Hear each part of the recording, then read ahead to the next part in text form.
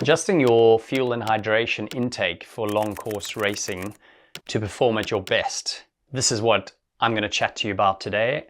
I've worked with precision fuel and hydration for the last 7 years as a tester, and now more of a consultant as well for some elite athletes and just your everyday age groupers trying to make the next step from getting their Ironman or 70.3 fueling hydration from good to performing at their best, whether it's taking less or more carbohydrates or more or less sodium. There's so many bits of variables that I'm going to discuss here today.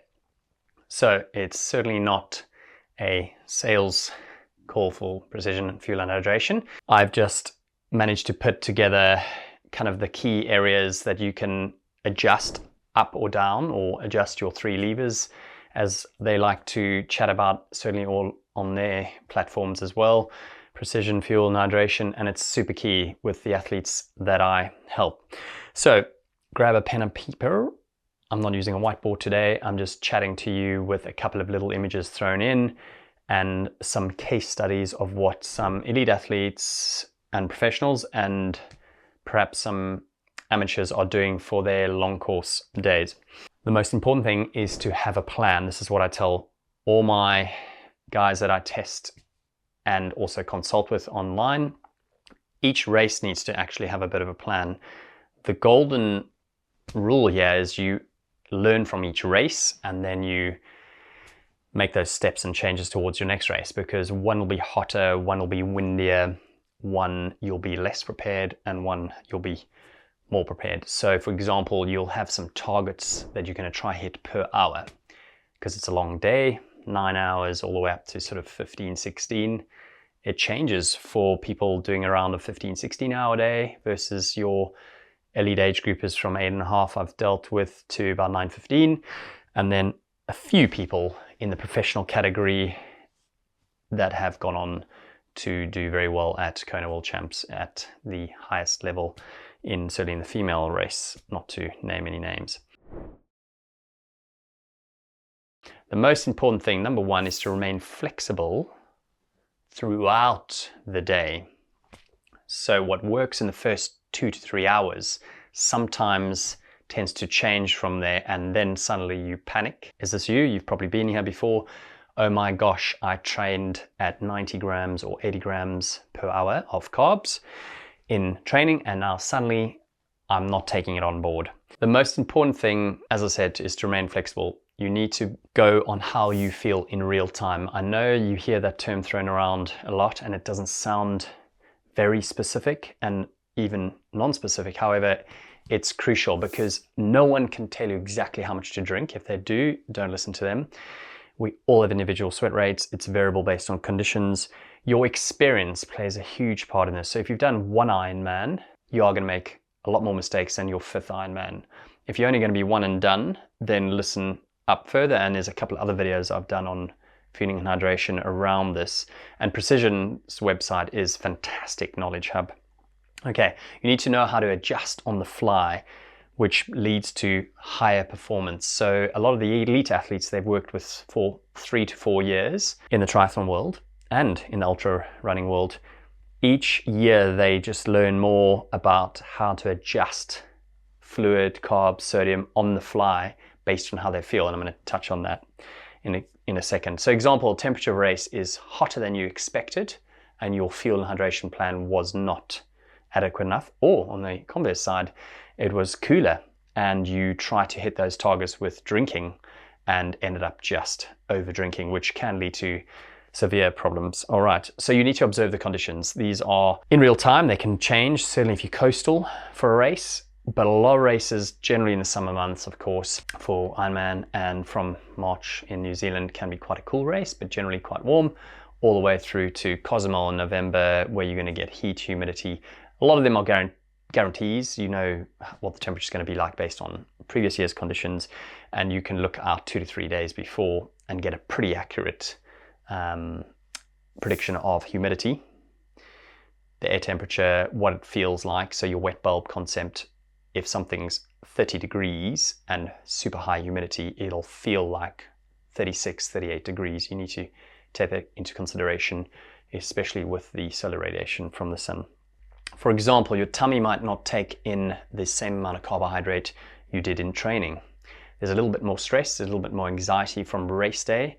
And if you were trying to hit 80, 90 grams per hour and suddenly that's too much for your stomach to handle, you need to listen to those signs, because what you'll keep doing is just topping up. And generally the athletes I speak to, not so much my coach athletes, but people that I consult with, have come up with this hitting 90 grams an hour carb drink, for example, and they get to the run portion and they are generally bloated, sloshing, and can't take anything on more, and they end up walking perhaps like a 4-hour 15 marathon, and of course super annoyed. So here are some quick signs and symptoms a lot of the guys at Precision Hydration like to use when they do calls, and certainly I've learned in real practice and the hard way racing myself. So a sign that you might need more carbohydrates, you have a craving for sugar, you have hunger, generally a real sort of mood drop. You're getting really kind of irrational and ratty, starting to like let the chimp come off the shoulder and blame your training, or you haven't done enough. I've certainly done that to myself quite a few times, and I actually didn't recognize that's probably calories and carbohydrates. And sometimes you become quite lightheaded. That's fairly obvious, and you might think you're dehydrated, but actually it's probably the brain just requiring sugar for the output. You might be into a block headwind for 45 minutes, and that's just churning up more carbs than you have managed to put in. You're always on the back foot with carbohydrates. If you know anything about substrate utilization, you never quite replace what you use. The same with fluid, and that's not the goal, certainly with fuel and sodium. And a sign that you need to decrease your carbohydrates, that classic sick feeling, either wanting to vomit or you are being sick. Bloating, it's generally when you're having, I find from practice, more of a hypertonic drink. So a 6% carbohydrate drink, and you perhaps made that a bit sweeter to try and make it last longer, or make a longer bottle, and you generally get an upset stomach. A sign that you might need to increase your fluid, so that constant thirsty dry mouth feeling that you get. Your heart rate and power relationship, otherwise known as decoupling. Heart rate starts to rise and your power, if you're using a power meter on the bike. Same with running, pace and heart rate. If you see one going up and the other going down, it's a classic example of fluid, your decrease in blood volume. So you need to try and top that up. Your heart has to basically work harder to get the oxygen around. Okay, a sign that you might need to decrease fluid.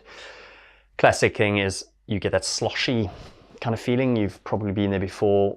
Potentially bloating. Some people I speak to get like kind of like pooling of water. Unfortunately, that's quite extreme, and that's generally linked to the next stage, something to do with sodium as well as fluid. Another thing, you peeing frequently. I know personally, if I've done 1 pee on my Ironman bike, so 5-hour bike ride, I'm okay. 2 is great. You're not overdoing it, but you passing through. Generally, you don't pee on the run, I'm afraid, in a marathon, in an Ironman. Of course, you would have peed when you got into the water, more than likely. So you also, another classic is the water. Your water taste it's foul. You just stop. You don't want to take any more water on board. All right, signs and symptoms for sodium. This is harder for most, because we find that since Precision have come into the world 13 years ago, in terms of upskilling people's knowledge and education, which has just bombarded the Ironman world, and hence Ironman brand partnering with them, it's not knowing kind of how much to have. There's a little bit in energy drinks, but we know through practice we have to take a little bit extra, either in salt pills or an effervescent hypotonic drink, so really weaker than your blood system. So increase sodium intake is you get these sort of onset of twitchy or kind of crampy muscles. That's one sign and symptom, and you actually start to crave salt. Your body's amazing. That classic ultra runners, they grab baby potatoes with salt. It's your body telling you need some extra sodium. Now, how you get that doesn't really matter. There's various different modes and transport factors. And at a time where you might need to drop down your your sodium intake. Salty foods just start to taste foul. Electrolyte drink is a no-go. You're just craving more plain water. Listen to your body. You get that dry cotton mouth and nothing seems to quench it, to keep it sort of moist, if that's a word we can use.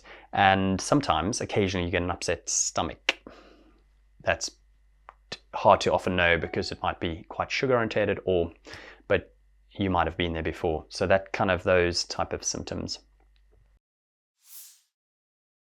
Okay, thanks for listening this far. In summary, you need to have a robust plan, but it needs to be super flexible, as I mentioned in the beginning. It needs to be tried and tested. I like to get my guys at least 5 or 6 good trials of like a big solid day of their grams per hour, starting low, building up 60, maybe 70. I don't push higher than 80 to 90.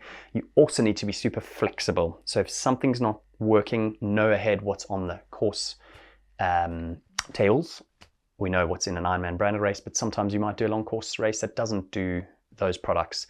Be self-sufficient and adjust on the fly. Learn how to pull on those 3 levers: sodium, fluid, and carbohydrates. If your race goes through the night, you require less fluids, less sodium, maybe a little bit more caffeine. It's based on body weight.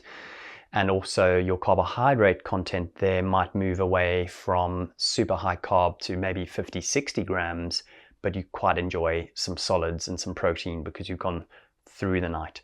Those are your 20 plus hour events, ultra running. You need to have patience and you need to have mindful practice. So in other words, go through it. You can't just train on the bike, loads of carb drink, and then turn up. Countless people turn up to Hawaii and fudge their whole race. They've spent $5,000 to get there from Europe, and they haven't heat acclimated, they haven't played around with sodium. They heard about it at the expo, they probably should take some. This was me back in 2009 and a little bit in 2011 when we didn't really know too much about the power of hydration and fueling. So have a think. It's not all just a one size fits all. You've heard me say this before. Have a look at some of my other videos around some fueling plans around Kona, what I did. Also a previous interview I did with someone that in 2024 who went 850 something there as an age grouper. And if you're listening this far, thanks very much. If you're interested in quite a unique once in a lifetime opportunity, it's not free. Watch my How to Qualify for Kona video, and there's a little link in the description below on a unlisted video that you might be interested in.